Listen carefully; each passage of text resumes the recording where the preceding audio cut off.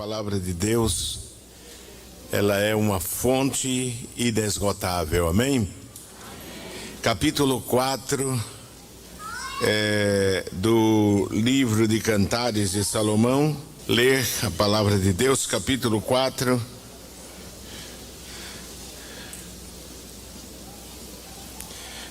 a partir do versículo 13, onde lemos: os teus renovos são um pomar de romãs, com frutos excelentes, o cipreste e o nardo e o açafrão, o cálamo e a canela, com toda sorte de árvore de incenso, a mirra e aloés, com todas as principais especiarias. É a fonte dos jardins, és a fonte dos jardins, poço das águas vivas que correm no Líbano. Levanta-te, vento norte, e vem tu, vento sul, e assopra no meu jardim, para que se derramem os seus aromas. Ah, se viesse o meu amado para o seu jardim e comesse os seus frutos excelentes. Meus amados irmãos, nós temos falado do estado de pureza da igreja, referindo-me a ela com o que diz o sábio Salomão, como jardim fechado, como um manancial fechado, uma fonte selada. E iniciamos no culto anterior que estivemos aqui, falando a respeito de 3 aspectos que representam a finalidade para as quais a igreja foi criada, foi instituída, e o que Deus espera da sua amada igreja. Em primeiro lugar, nós dissemos de que a igreja tem a finalidade de gerar frutos para Deus aqui neste mundo, e gerar frutos também que é o caráter de Cristo na sua vida. Em segundo lugar, nós podemos ver que a igreja tem a responsabilidade também de propagar neste mundo o bom cheiro de Cristo. Diz o versículo 16: levanta-te, vento norte, e vem tu, vento sul, assopra no meu jardim, para que se derramem os seus aromas. E por último, nós lemos que a igreja, no versículo 15, é a fonte dos jardins, poço das águas vivas que correm do Líbano. Aí o sábio Salomão fala do espírito de adoração que deve imperar na igreja.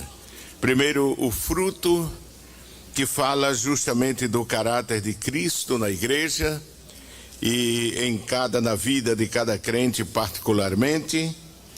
E em segundo lugar, o bom cheiro, que é o testemunho que a igreja deve propagar aqui neste mundo. Jesus disse que nós somos o sal da terra e a luz do mundo, não é isso? E em terceiro lugar, a igreja projeta para Deus o espírito de adoração, porque ela é chamada a fonte inesgotável, a fonte, o poço das águas vivas. De forma que são 3 aspectos que apresentam certas características que só são encontradas na igreja de nosso Senhor Jesus Cristo. Nós estivemos caminhando em alguns aspectos do fruto, da santidade, da vida de santidade da igreja. Quando lemos na Bíblia, na versão que a maioria temos aqui na igreja, que é a corrigida, no versículo 13, nós lemos o seguinte: os teus renovos são um pomar de romãs, com frutos excelentes, o cipreste e o nardo. Meus amados irmãos, lendo outras versões, podemos encontrar que ela abre mais o nosso entendimento, como a versão King James, que diz: tuas plantas me são como pomar de romãs, como fruto, com frutos agradáveis. Tuas plantas me são como pomar de romãs, com frutos agradáveis. E outra versão, a NVI, diz: de você brota um pomar de romãs, com frutos selectos. De forma que a igreja, na visão da palavra de Deus aqui, ela é vista como um pomar, não é isso? Um terreno onde nascem muitas árvores, ou são plantadas muitas árvores frutíferas, que geram frutos para o seu proprietário, para o seu dono. E cada crente gerado por Cristo e inserido pelo Espírito Santo na igreja, imerso na igreja que é o corpo de Cristo, como está em 1 Coríntios 12 e 13, na expressão do apóstolo São Paulo, torna-se uma árvore frutífera, pela versão que nós lemos aqui da NVI. Como árvore gerado neste pomar, devemos ser árvores frutíferas, pois nas últimas palavras do Mestre, ele falou da importância que cada crente, como um ramo da videira, deve gerar frutos para o seu reino. No livro, quero convidá-los a ler o que está escrito no capítulo 15 de João, versículo 1, onde o Senhor Jesus, ensinando, ministrando aos seus apóstolos. João capítulo 15 registra as palavras de Jesus, quando ele diz, versículo 1 ao 5, vamos ler, ele diz: eu sou a videira verdadeira, e o meu Pai é o lavrador. No versículo 5 ele diz: eu sou a videira, vós as varas. Quem está em mim e eu nele, este dá muito fruto, porque sem mim nada podereis fazer. Amém, meus irmãos? Então, o crente gera frutos, e o Senhor Jesus disse que esse pomar que é a igreja, quem cuida é Ele, porque Ele é o lavrador. Amém, irmãos? Aquele que cuida. E no versículo 5, o Senhor Jesus está dizendo que Ele é a videira e nós somos os galhos, os ramos, por onde a videira, por onde a árvore projeta os seus frutos, gera os seus frutos.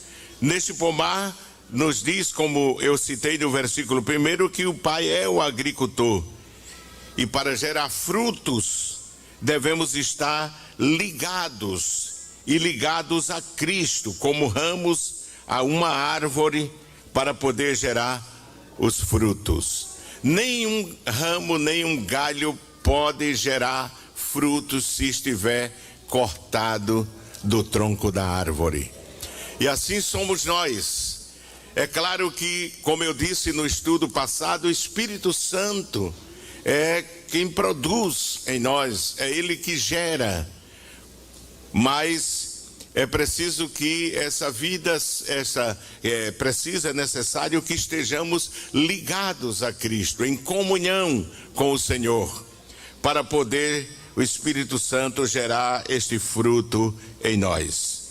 Nós observamos que, desde o princípio das Escrituras, o Senhor Deus criou as árvores lá no jardim, as árvores frutíferas, e Ele estabeleceu princípios pelos quais são observados na natureza para que se gere frutos. O princípio da geração de fruto espiritual não é diferente daquele princípio que Deus estabeleceu para as árvores quando ele criou lá no jardim do Éden. Nós lemos, se quiser acompanhar, em Gênesis, capítulo 1 e o versículo 11, no primeiro capítulo do livro do Gênesis e o versículo 11. Observe o que diz a palavra do Senhor, como disse, essa fonte inesgotável que nos alimenta, nos edifica e nos ensina. Capítulo 1 e versículo 11 diz: e disse Deus, produza a terra o que, irmãos? Erva verde, erva que dê semente, árvores o que? Frutíferas, que dê fruto segundo a sua espécie. Amém? Este é um princípio que Deus estabeleceu na natureza, não é isso? E que é um princípio que deve ser observado também na visão espiritual, que tem aplicação também na visão espiritual. Assim como as árvores em um pomar dão frutos segundo a sua natureza, segundo a sua espécie, é o que diz aqui o versículo 11, produza árvores frutíferas que dê fruto segundo a sua espécie. Amém, meus irmãos? Assim o crente deve também gerar frutos. O ímpio gera frutos segundo a sua natureza, segundo a sua espécie. E a igreja gera também frutos segundo a sua espécie, que são chamados às vezes na Bíblia frutos de justiça, às vezes chamados frutos de santidade. Amém, meus irmãos? Como nós lemos na palavra de Deus. Esse versículo lemos na NVI assim: então disse Deus, cubra-se a terra de vegetação, plantas que deem semente e árvores cujos frutos produzam sementes de acordo com as suas espécies. E disse Deus, produza a terra a relva, a erva que dê semente e a árvore frutífera que dê fruto segundo a sua espécie, a árvore frutífera cujas os sementes nela sobre a terra. E assim foi. De forma que observamos que cada espécie vegetal teria que produzir fruto segundo a sua espécie. Não é isso? Uma mangueira não pode gerar banana. Uma bananeira tem que gerar banana e a mangueira tem que gerar manga. Uma jaqueira não pode gerar laranja. Não é isso? E assim por diante. Então observamos de que assim se dá também no mundo espiritual.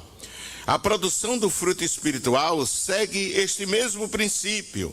Por isso João Batista disse aos religiosos do seu tempo: produzi, pois, frutos de quê? Dignos de arrependimento. Frutos que sejam resultado de uma vida arrependida. Amém, meus irmãos? De uma vida regenerada, de uma vida transformada. É o que João diz: produzir, pois, frutos dignos de arrependimento. Quem quer anotar, Mateus capítulo 3 e o versículo 8. Então em João, como nós lemos do versículo 1, voltando lá ao Evangelho de João, meus amados, no Evangelho de João, o capítulo 15, versículo 1 em diante, se lermos até o versículo 16, que não faz mal, é a palavra de Deus, e nós estamos aqui estudando justamente a palavra, amém, meus irmãos? A palavra do Senhor. Então ele diz assim, eu vou ler um versículo, e o versículo seguinte toda a congregação lê para que participe também. Jesus disse assim: eu sou a videira verdadeira e meu pai é o lavrador. Leia o segundo. Toda a vara em mim que não dá fruto, atira, e limpa toda aquela que dá fruto, para que dê mais fruto.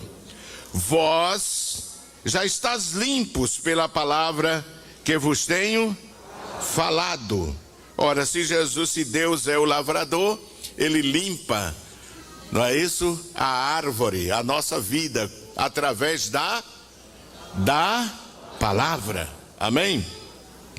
Vós já estáis limpo pela palavra que vos tenho falado. Aí, versículo 4, leia a congregação.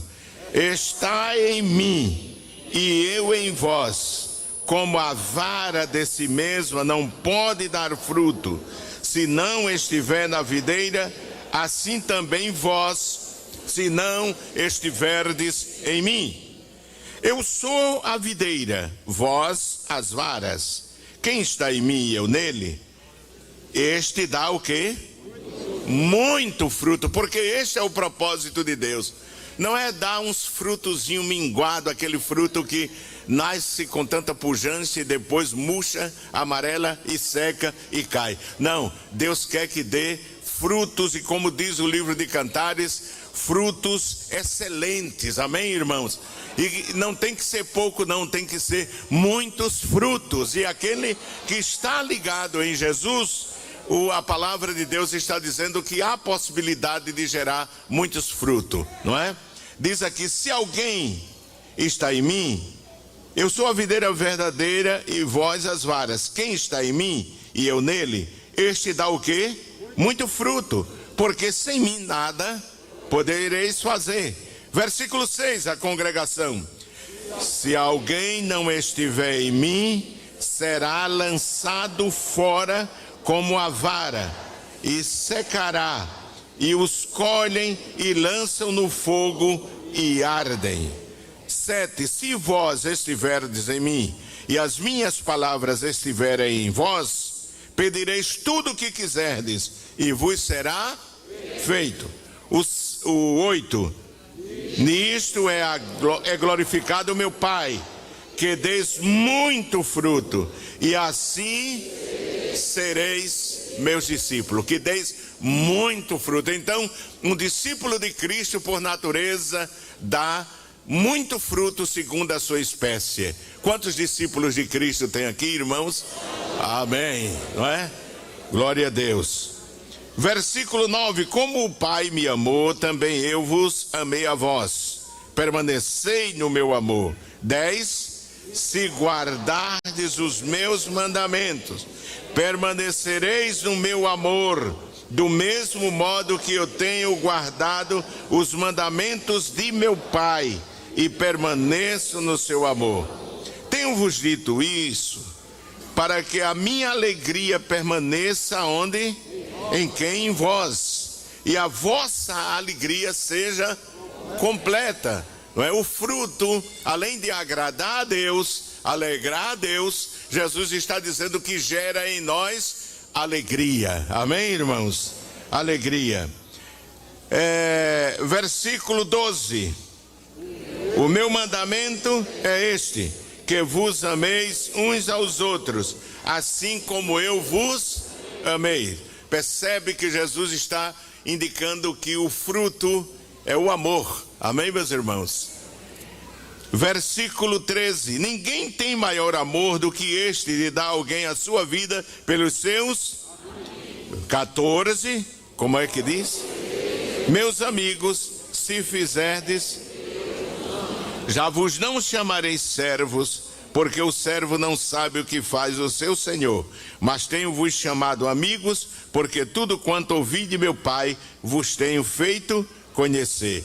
Por último, 16, não me escolhestes vós a mim, mas eu vos escolhi a vós, e vos nomeei, para que vades e deis fruto, e o vosso fruto permaneça, a fim de que tudo quanto em meu nome pedirdes ao Pai, Ele vos conceda. Quem diz amém, irmãos? Até a oração é ouvida se nós geramos frutos, amém? Então, Jesus enfatizou este mesmo princípio ao deixar claro para os seus discípulos que para eles desenvolverem e manterem a vida espiritual, era mister que produzissem frutos abundantes para Deus. Sobre qual tipo de fruto Jesus estava falando? Não é? Porque nós dissemos aqui que cada árvore foi ordenado por Deus. No capítulo 1, versículo 11 de Gênesis está escrito que produzisse fruto segundo a sua espécie, a sua natureza. Amém, meus irmãos? E a que fruto Jesus estava se referindo aqui? Agora vamos nos reportar a carta do apóstolo São Paulo aos Gálatas, capítulo 5. Quem tiver Bíblia pode ler, se não tiver, empresta ao vizinho e leia junto. Gálatas capítulo 5 e o versículo 22 e 23.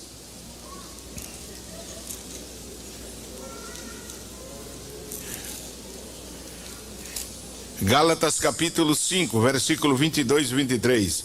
Nos diz assim: mas o fruto do Espírito é caridade, que é amor na versão atualizada, gozo, paz, longanimidade, benignidade, bondade, fé, mansidão e temperança. Contra essas coisas, diz aqui o apóstolo, não há lei. Em outras palavras, o fruto do Espírito é o caráter formado pelo Espírito Santo do crente, gerado de novo, e que se mantém ligado em comunhão a Cristo como ramo em uma árvore, como está escrito no capítulo 15 de João, que nós acabamos de ler. Um caráter que se identifica com o caráter de Cristo. É a expressão externa da santa natureza de Deus, manifestada no crente. É na realidade o desenvolvimento da vida de Cristo no crente. Quem diz amém, irmãos? Amém. E isto se tornou possível, irmãos, porque nós fomos enxertados em Cristo e passamos a partir daquele momento a participar da sua natureza, não é? Porque antes nós não produzíamos frutos para Deus. Os frutos que nós gerávamos está nos versículos que antecedem esse texto que li, que é o versículo 16 até o 21 de Gálatas. Gerávamos pecado, gerávamos coisas que desagradavam a Deus. Mas depois que nós aceitamos a Cristo, nascemos de novo, passamos a ser enxertados nele pela fé. Abra sua Bíblia em Romanos, veja o que diz o apóstolo escrevendo aí em Romanos capítulo 11 e versículo 17. Romanos capítulo 11, esse capítulo é muito rico, fala do futuro de Israel e da igreja. Capítulo 11 e o versículo 17, e diz: e se alguns dos ramos foram quebrados, não é? Que foram os israelitas que rejeitaram a Jesus. E tu sendo o quê? Zambujeiro, quer dizer zambujeiro, não é? Árvore silvestre, sem nenhuma qualidade para gerar o quê? Bons frutos, não é? O zambujeiro não gera bons frutos. Aí disse: fostes o quê? Enxertado como? Em lugar deles. E feito o quê? Participante da raiz e da seiva da oliveira. Amém, meus irmãos? O zambujeiro não gera bons frutos, mas o apóstolo São Paulo está dizendo que pela sua desobediência, pela sua queda, eles foram rejeitados, eles foram cortados. O versículo 20 diz assim: está bem, pela sua incredulidade foram o quê? Quebrados, e tu estás em pé pela fé. Então não te ensoberbeças mais, mas teme, porque Deus não poupou os ramos naturais, teme que te não poupe a ti também. Considera, pois, a bondade e a severidade de Deus, para com os que caíram severidade, mas para contigo a benignidade de Deus, se permaneceres na sua benignidade. De outra maneira, também tu serás cortado. Não é? É o que Jesus diz no capítulo 15. E qual a possibilidade que há para que o crente seja cortado? Se não produz frutos. Está lá em João capítulo 15. Se o crente vive, é um crente só de rótulo, não é? É só de rótulo, mas não vive a palavra, não obedece. Que Jesus diz no mesmo capítulo 15 que para ser amigo dele tem que ser obediente à palavra. Amém, meus irmãos? Então o que acontece? O apóstolo diz assim: assim como eles foram cortados, nós também podemos ser cortados. Quem diz amém? Então em Cantares 4:13 e Romanos 11:17 fala, Romanos 11:17 fala de que nós fomos enxertados. E observe, irmãos, a bênção que o evangelho trouxe para nós. Desculpa, irmãos. Versículo 17: se alguns dos ramos foram quebrados, e tu sendo zambujeiro fostes o quê?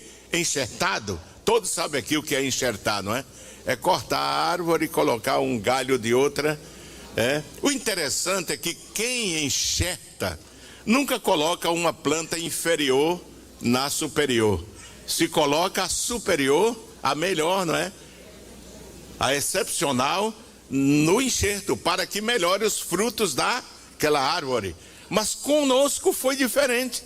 Nós não prestávamos, nós não servíamos. Nós não éramos agradáveis a Deus. Nós éramos pecadores perdidos. Mas a misericórdia de Deus, a bondade, a benignidade de Deus, ela foi tão grande, irmãos, que nós, sendo um zambujeiro, Ele nos enxertou na oliveira verdadeira. Amém, irmãos? Então, o que beneficiou a nós, a nossa natureza espiritual, a nossa vida espiritual, porque diz: se alguns dos ramos foram quebrados, e tu sendo zambujeiro fostes enxertado em lugar deles, e feito o que? Participante da raiz. E depois diz: e participante também de quê? Da seiva da oliveira, da graça, amém, meus irmãos, que se manifesta através de Cristo na nossa vida, não é? Então, nós antes éramos zambujeiros, gerávamos frutos que desagradavam a Deus, gerávamos fruto para o pecado. É o que diz o trecho de Gálatas capítulo 5, versículo 16, que eu queria citar, que vocês podem anotar se desejarem. Gálatas 5, 16 a 26, 10 versículos, descreve uma experiência que ocorre conosco no momento que nós aceitamos a Jesus Cristo. Capítulo 5 de Gálatas, versículo 16, não é? Gálatas antecede, vem antes de Efésios, né? Muito bem, 5:16 diz assim: digo, porém, andai em espírito, e não cumprireis o quê? A concupiscência da carne. Ou seja, andai, submetei-vos ao Espírito Santo, fazei a vontade do Espírito Santo. Paulo está dizendo: e não cumprireis, não sereis sujeitos aos desejos da velha natureza, aos desejos que antes combatiam em nossa vida, quando nós éramos pecadores, quando nós não conhecíamos a Cristo. Amém, irmãos? Ele diz: se você não quiser se sujeitar àqueles desejos, concupiscência é uma palavra que no grego é pitumia, que significa desejo incontrolável, desejo que a pessoa só não pode controlar-se. Mas se vive uma vida de obediência sujeita ao Espírito Santo, o Espírito Santo está do nosso lado para nos ajudar a resistir a estes desejos. Amém, irmão? Por isso ele é chamado de Paráclito. Amém, irmãos? É aquele que se coloca ao lado para nos ajudar. 5,16, 17 diz: porque a carne cobiça contra o espírito, e o espírito contra a carne. E estes, o que é que faz? Opõem-se um ao outro, para que não façais o que quereis. Essa é a grande batalha no nosso interior. O Espírito Santo está presente e quer que geremos fruto, muito fruto para Deus. Mas o que é que faz a carne? A carne aqui não é isso aqui. Não é os tecidos, né? A composição das células, o tecido que cobre o nosso corpo. Não. Aqui, o termo grego se refere à natureza velha, ao eu. A velha natureza não é soma, e sim sarse, que significa o quê? A velha natureza que dominava a gente, que escravizava. E o apóstolo está dizendo que quando nós aceitamos, recebemos a Cristo e submetemos a nossa vida à vontade do Espírito Santo, o que é que acontece? Acontece uma guerra, uma batalha dentro de nós. O campo é o nosso interior. Porque diz, porque a carne, a velha natureza, a quem nós éramos escravos, sujeitos, não é? Ela cobiça, ela luta, ela deseja, ou seja, ela luta contra o Espírito. O Espírito está com E maiúsculo, que é o Espírito Santo que está dentro de nós e quer nos fazer triunfar. E o Espírito contra a carne, e estes opõem-se um ao outro. Onde tem carne, o Espírito Santo não opera. Amém, irmãos? Onde está a carne, o Espírito Santo não opera. Aí diz, para que não façais o que quereis, mas, olha o mais aí, olha o mais aí, o que é que o apóstolo diz aqui? Mas, se sois guiados pelo Espírito, não estás debaixo da lei do pecado, não é? Porque as obras da carne são manifestas, as quais são, repitam comigo: prostituição, impureza, lascívia, idolatria, feitiçarias, inimizades, porfias, emulações, iras, pelejas, dissensões, heresias, invejas, homicídios, bebedices, glutonarias e coisas semelhantes a estas. É claro que existe uma relação em Romanos, em Coríntios, somando 13 pecados que a Bíblia cita, não é isso? O Novo Testamento cita. Aí diz aqui, os invejas, homicídio, bebedice, glutonaria, coisas semelhantes a estas, acerca das quais vos declaro, como já antes vos disse, que os que cometem tais coisas, essa palavra enfática, não é? Quem comete estas coisas que nós lemos aqui, quais as coisas?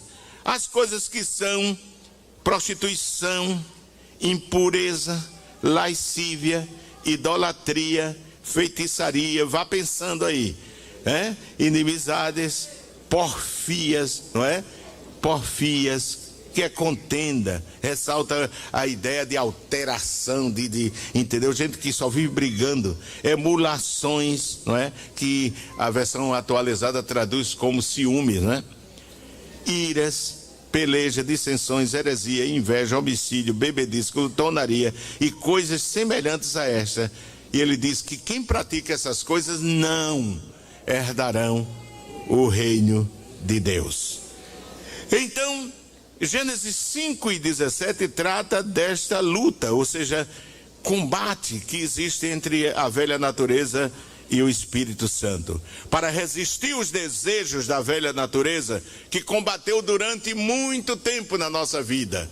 E eu quero dizer que mesmo as crianças, quando vão crescendo, elas vão, não é, sempre com a tendência para o mal, para a velha natureza. O salmista diz que o homem já nasce com, não é, com o mal lá dentro dele.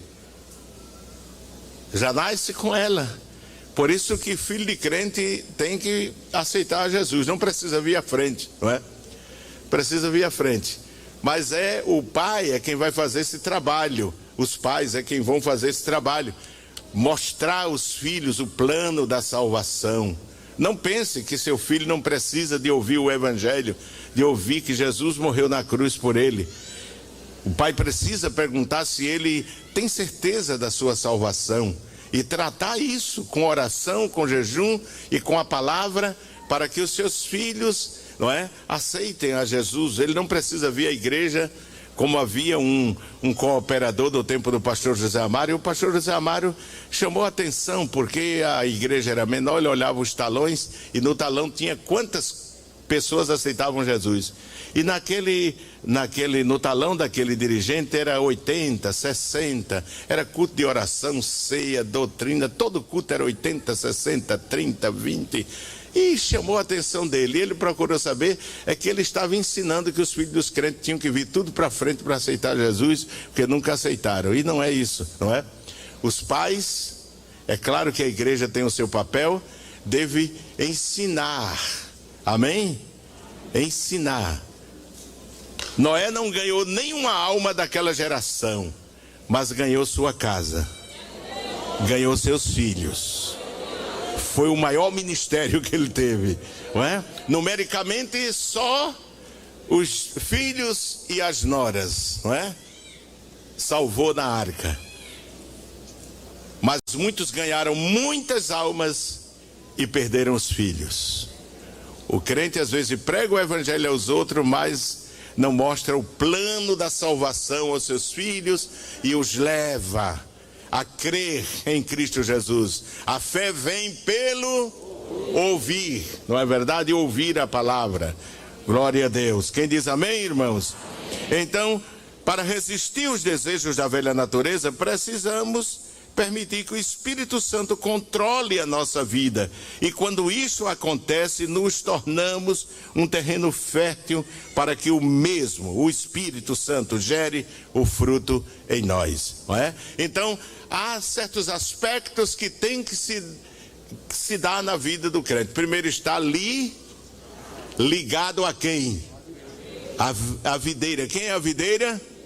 Ligado a Cristo, não é? Segundo, uma vida de obediência à palavra e sujeição à vontade do Espírito Santo. Quem diz amém, irmãos? Amém. Quando o Espírito Santo comanda a nossa vida, para sermos vencedores nesse conflito espiritual, o segredo consiste em andar em espírito. Veja Gálatas capítulo 5, versículo 24 e 25, diz: mas o fruto do Espírito é caridade, gozo, paz, longanimidade.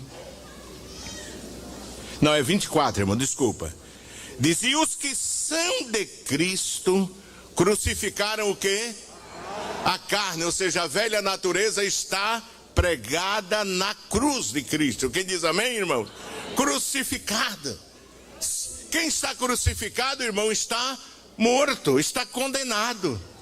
Quem está crucificado? Jesus foi crucificado como? As mãos e os pés. Quem está crucificado não faz o que quer, não vai para onde quer. Está tudo pregado na cruz. Amém, irmãos? Está tudo pregado na cruz. Não vivo eu, mas Cristo, dizia o apóstolo, vive em mim.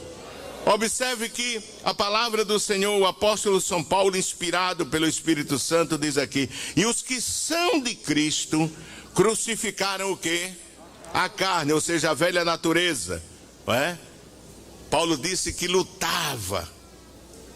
Lá em 1 Coríntios 9, ele diz que ele toma como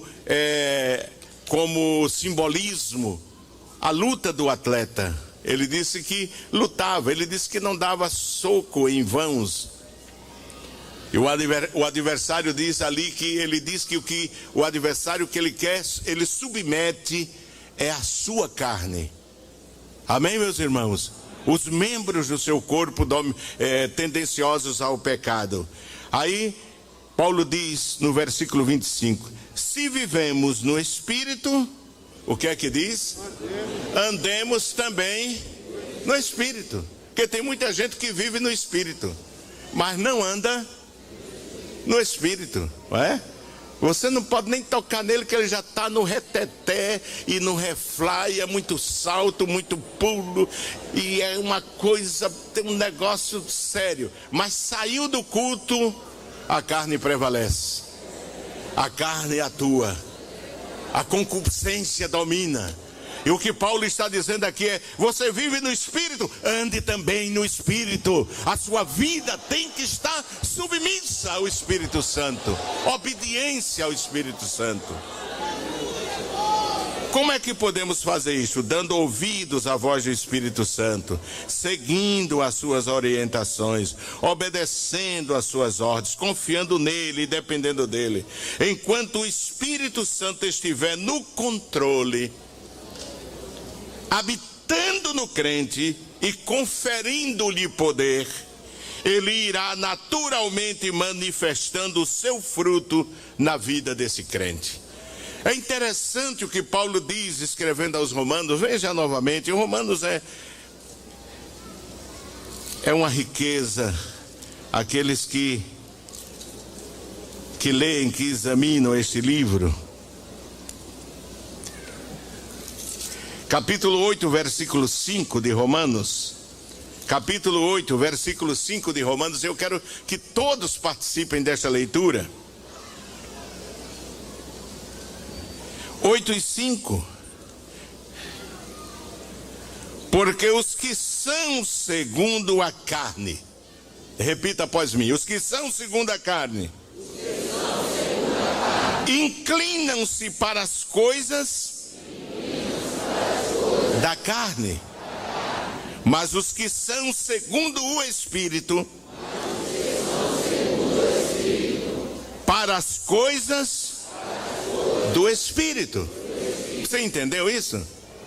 Se você vive segundo os ditames da carne, da velha natureza, você pende para o lado da carne. Vamos para cá, não é? Do lado da carne. Mas se você vive, se submete ao Espírito Santo, ele diz que você vai pender para as coisas vai inclinar-se, não é? Vai inclinar-se para as coisas do Espírito, irmãos. Aí veja o versículo 6. Porque a inclinação da carne é morte. Diga, repita. Mas a inclinação do Espírito é vida e paz. Repita. Mas a inclinação do Espírito é vida e paz. Porquanto a inclinação da carne é o quê? Inimizade contra Deus, pois não é sujeita à lei de Deus, nem em verdade o pode ser. Aí Paulo diz assim: portanto, os que estão na carne não podem agradar a Deus. Por quê? Porque não produz fruto, irmão. O crente carnal, ele não gera frutos. Ele vive inclinado para as coisas da carne. É pecado. Ele não tira os olhos da novela, dos filmes de sexo explícito, para as revistas imorais, para o humor sujo, para as coisas do pecado. Ele não reserva tempo para cultivar a sua alma. Não, ele inclina-se. Tem crente que o ídolo dele são os cantores do mundo. Irmão, se você entrar no quarto dele, está lá. Uma vez eu entrei no quarto de um jovem cristão, estava lá cheio, mas todo tipo de cantor de pagode, de todo tipo. Eu digo, está arrebentado. Porque inclina-se para as coisas da carne. Diz, portanto, os que estão na carne não podem agradar a Deus. Aí veja o versículo 9, nossa vitória. Vós, porém não estáis na carne, mas em quê? No Espírito. Se é que o Espírito de Deus habita em vós. Mas se alguém não tem o Espírito de Cristo, esse tal não é dele. E se Cristo está em vós, o corpo, na verdade, está o quê? Repita comigo, está morto. Diga, meu corpo está morto por causa do pecado. Mas o Espírito vive por causa da justiça. Amém, meus irmãos? Então, Deus nos ajude. O crente e o incrédulo produzem cada qual um fruto segundo a sua espécie, como na natureza. Amém? Como na natureza. Então, nós lemos em João 14,16 as palavras de Jesus aos seus discípulos: e eu rogarei ao Pai, e Ele vos dará outro Consolador, a fim de que esteja para sempre convosco o Espírito da verdade. A palavra que nesta passagem é traduzida por outro, no original grego significa outro da mesma espécie que o Senhor Jesus. Quando Jesus disse, o Pai enviará outro Consolador, não é que ele fosse diferente. O original quer dizer outro da mesma espécie, igual a Cristo. Porque se ele vai gerar o fruto, que é o caráter de Cristo em nós, ele tem que trazer a mesma semelhança de Cristo, que é santidade. Amém, meus irmãos? Portanto, o Espírito é a pessoa, da mesma espécie que o Senhor Jesus. Faz parte da natureza do Espírito Santo produzir no crente um caráter parecido com o de Cristo.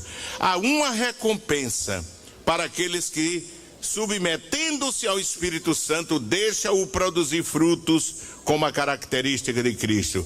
E essa recompensa está em 1ª Epístola de Pedro, capítulo 1, de Pedro, capítulo 1, versículo 10 e versículo 11. Vemos a necessidade de desenvolver a dimensão espiritual em nossa vida e ter um bom resultado final. Meus irmãos, que Deus nos abençoe. Amém? Que Deus nos ajude a gerar frutos.